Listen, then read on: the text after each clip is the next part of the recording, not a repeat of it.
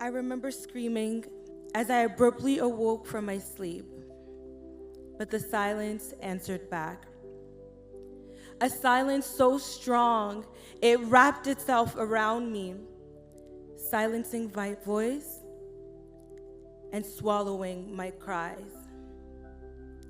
The type of silence that whispered, "You are alone." A theme that became too familiar in my life. I was born in the Democratic Republic of Congo to a family of 12. And growing up, I always felt so blessed that my family left for Canada when they did. I would always watch the news, hearing of stories of the silent suffering of women and girls who to this day endure at the hands of unwanted visitors, coming in to take what was never theirs to claim. Their blood spilled as if their lives didn't matter. A fate that I thought I had escaped. But in the end, violence has a way of finding us, connecting us as sisters in sync. I was 17.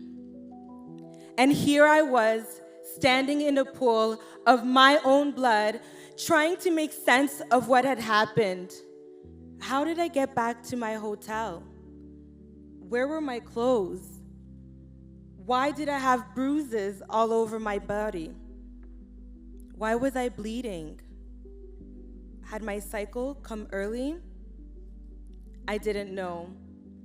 And it wasn't until I saw a tweet with my own body staring back at me from the screen, violated, exposed, and reduced to a moment of mockery, that a fear that I didn't know I had came true. 4 little monkeys sitting on a bed, 2 got raped and 1 just bled. A nursery rhyme you've perhaps never heard, but for me, it was a confirmation. I had just been the victim of a racially motivated gang rape. And so for 5 years, I became open. An open portal where my body was no longer mine.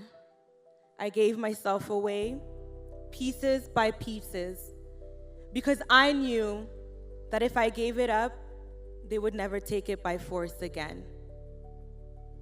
I fell into such a deep depression, so bad that that year, I didn't get 1 acceptance letter to university. And I'd be lying if I said, I wish I didn't turn back time and never left my hotel room that day. Well, maybe next time you shouldn't drink too much, they said. How could the people meant to protect me say that? How could they believe that I wanted this? And my friends who were in the room with me, why didn't anyone want to speak up? And for my community, well, to them, they told me, keep quiet. You're bringing dishonor to your family. And so I did. I swallowed those words whole for 5 years because the weight of that condemnation was crushing. You see, in my story, 21 was the final chapter of a book filled with pain and unanswered prayers. I asked God relentlessly, what was the purpose of all of this? And today, at 29, I understand. I finally understand why my parents always told me, speak up, yaya loba, as they said. Speak up, because today in this room, there is a young girl like me who has gone through something and was made to believe that it was her fault. Today in this room, there is a young girl like me who needs to be reminded that there won't and shouldn't be a next time.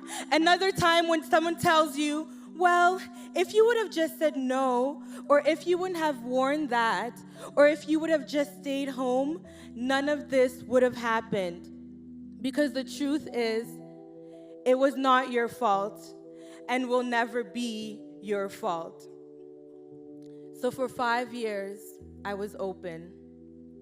But this time, I wanted to let someone new in. Someone who had been with me in the silence of that room. Someone who knew my worth even when I didn't. Someone who picked up every shattered pieces of me and held it together.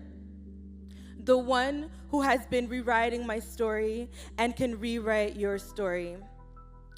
Today, I stand before you as a young alumni award recipient from a university I didn't even get into initially. I stand before you as the co-chair of a hate crime review team that reviews incidents of hate and actually impacts policy, so there will never be a next time. I stand before you as the first Congolese woman to receive the Governor General's Award in Canada for my work advancing gender equality. And though my story began in blood laced in pain, today I have been washed by the blood that cleanses, the blood that redeems, and the blood that gives a new meaning.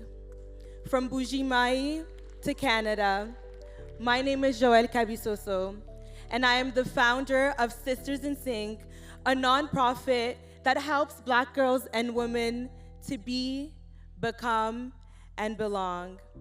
And I am a proud African woman.